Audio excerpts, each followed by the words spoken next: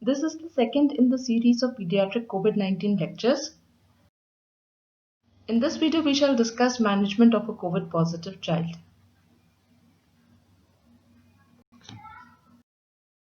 Our previous video, the link of which is given below, the clinical classification of a COVID-positive child is he can either be asymptomatic or he can be a symptomatic baby or a child. A symptomatic child can have mild illness, he can have moderate illness, can have severe illness, or he can be critically ill. Mild child is someone who may be understood to have simply upper respiratory tract infection. A moderate child is having lower respiratory tract infection. A severe child shall have lower respiratory tract infection as well as danger signs. And a critically ill child is someone who requires mechanical ventilation and or the use of inotropes. That is, he is suffering from either ARDS and or shock. So severe and critical stages of the clinical illness of COVID-positive child, pathophysiologically, they indicate that inflammation has already set in. Other pathophysiological revision, the stage of viremia progresses, and as the virus in the blood starts decreasing, there are two stages in this phase. First is the stage of viremia and second is the stage of inflammation. It begins setting in as the host response begins to increase. And if the host response increases to a magnitude when it is not controlled properly by the body, then it lands into the third stage, that is the stage of dysregulated immune response, also referred to as the cytokine storm. Finally, there is a stage of recovery if timely interventions have been done. So these are the four pathophysiological stages to which you can refer in detail in the previous video. And another important point to remember here is that in children, the stage of recovery can occur at any point of time. Most of the time it is after the stage of viremia itself, that is after mild illness, but sometimes it may require interventions in the stages of inflammation and cytokine storm for recovery to occur, or it may even lead to death. So stages 2 and 3 are potentially fatal stages. Stage 1 usually leads to recovery and stage 4 obviously is the stage of recovery. Another important thing to remember is that the stage of inflammation in children can begin either early, it can begin late, it may not begin at all, or all these different types of features can be seen in different children. Now our approach to management therefore depends on the previous two scenes. First is the clinical categorization or classification of a COVID positive child, and second is the phase of illness, especially the pharmacotherapy, because antivirals will help only during the stage of viremia, and during the stage of host inflammatory response it is the anti-inflammatory drugs which are going to help us and not the antivirals.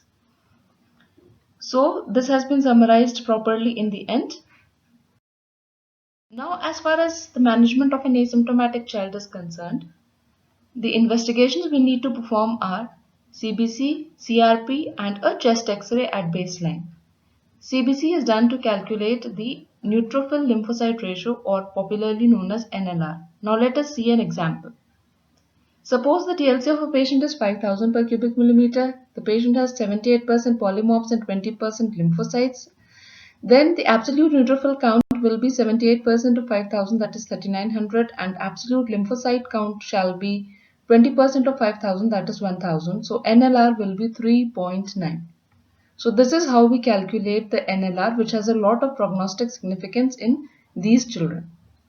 So we see that we perform 3 C's as main investigations in an asymptomatic child at baseline. Some clinicians may choose not to perform any investigations in these children and monitor them clinically. Management, as far as management is concerned, we give only supportive treatment. Zinc we give in 2 to 6 months of age group in a dose of 10 mg per day, and more than 6 months 20 mg per day for 14 days. We give vitamin C 100 to 500 mg per day depending on the age of the child, and vitamin D 400 to 600 international units per day.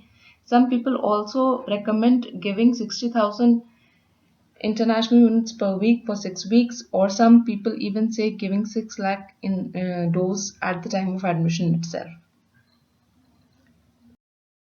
Coming on to the management of a child with mild illness, again we perform the same investigations which we had performed in an asymptomatic child, but besides we might also need to get a baseline ECG done, I'll tell you later for what, and a baseline D-dimer levels done. As far as the management is concerned, besides giving what all we used to give in an asymptomatic child, basically their immunity boosters, so we need to add hydroxychloroquine.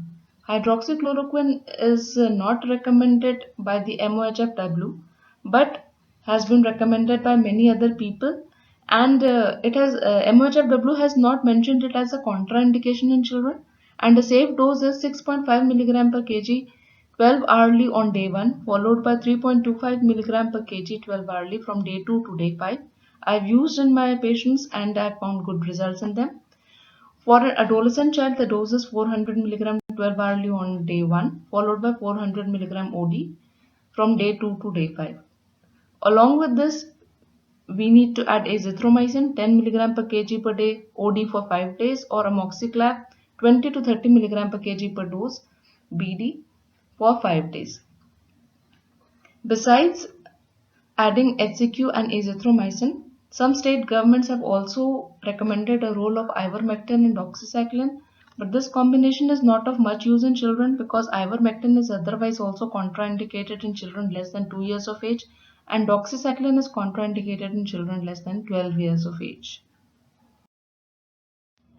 So there are certain at-risk features because of which a patient in any category can land up into another higher category very easily, and you need to be lot a lot of caution needs to be exercised on these patients. So the at-risk patients have been defined on the basis of 3 features. First is the comorbidities, second is the clinical features, and third is the laboratory values. If a child is less than 1 year of age, has chronic respiratory, renal, hepatic disease, is immunosuppressed having immunosuppression of any kind, or is obese, is having hypoxia, tachypnea, tachycardia, hypotension, or altered sensorium on admission, and if his initial lab reports are suggestive of lymphopenia less than 20% or neutrophil lymphocyte ratio more than 17, CRP more than 100 mg per liter, serum ferritin more than 300 micrograms per liter, LDH more than 450 units per liter, and D-dimer more than 1, then these children are at risk.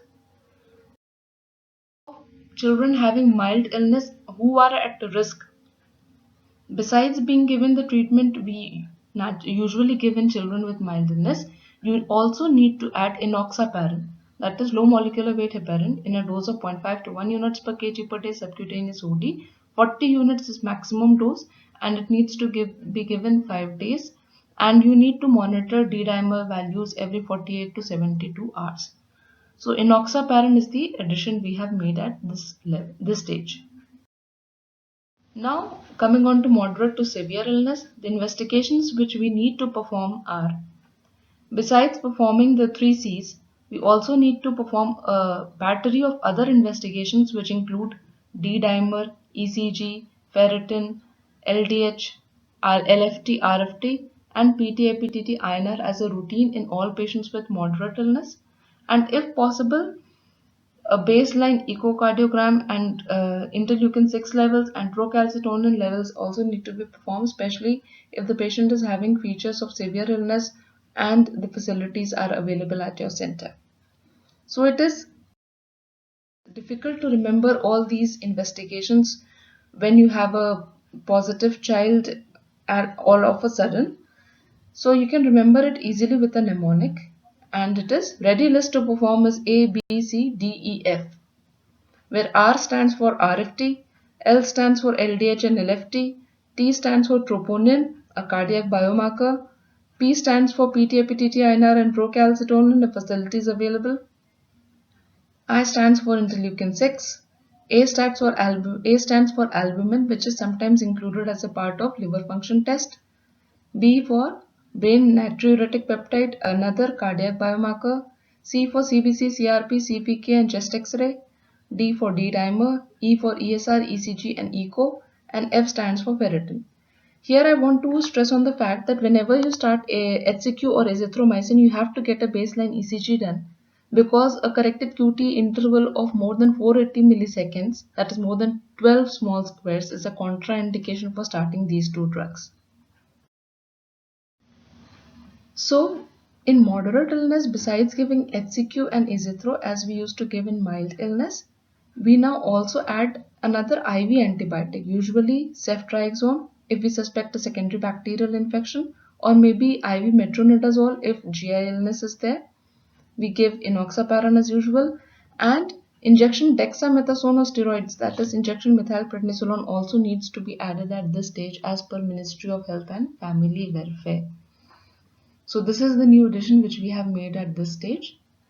It is also important to remember that remdesivir and convalescent plasma therapy are not recommended to be used in children by the Ministry of Health and Family Welfare, even though there are many centers who are using remdesivir and they are finding good results in children.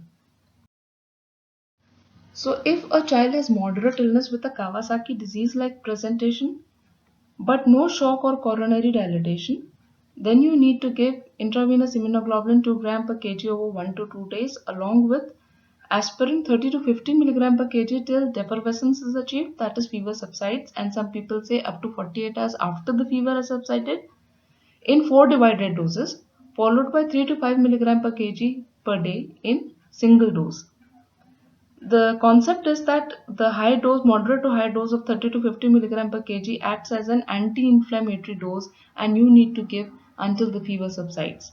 While low dose, that is 3 to 5 milligram per kg, acts as an anti-thrombotic dose and you need to give it to prevent the complications accruing because of coronary artery aneurysm. Now, in severe illness with Kawasaki disease-like presentation, that is with shock or with coronary dilatation, we again give IVIG 2 gram per kg over 1 to 2 days, low-dose methylprednisolone 2 to 10 milligram per kg per day, and aspirin 3 to 5 milligram per kg per day, that is antithrombotic dose for 6 to 8 weeks if there is no coronary artery aneurysm on echocardiography, and it may be required to continue later if CAA is present. But if a patient has come to you in cytokine storm phase, then you need to give pulse injection methylprednisolone, that is 10 to 30 milligram per kg per day for 3 to 5 days, along with IVIG 2 gram per kg per day over 2 days, and high dose aspirin 30 to 50 to 80 to 100 milligram per kg per day in 4 divided doses until fever subsides. All these are anti-inflammatory doses of the various drugs. But if the patient is not responding to all these also, that is if the patient is resistant to this IVIG and steroids, then you may consider the use of biologicals like tocilizumab anti-interleukin 6 anakinra recombinant interleukin 1 beta antagonist or infliximab TNF alpha blocker. The dose of tocilizumab in less than 30 kg is 12 mg per kg and in more than equal to 30 kg weight is this 8 mg per kg. Of anakinra is 1 to 2 mg per kg, maximum 8 mg per kg, and of infliximab it is 5 mg per kg. Now you have to be very cautious with these biologicals because they lead to severe immunosuppression, and as far as possible you must avoid the use, and if it is must, then preferably give only a stat dose. Remember, supportive care is the most important thing in management of children with COVID-19. So coming on to the cautions which we need to exercise with these drugs. For HCQ, a QTc more than 480 milliseconds, G6PD deficiency, retinal disease or hepatic disease needs to be looked at with caution. Azithromycin again QTc more than 480 milliseconds, hepatic and muscular diseases. Enoxaparin is contraindicated in end-stage renal disease, active bleeding, emergency surgery, a platelet count less than 20,000 per cubic millimeter and hypertension. Steroids need to be used with caution in patients who are immunosuppressed, like having herpes simplex or keratitis, having peptic ulcers, osteoporosis, diabetes, and hypertension.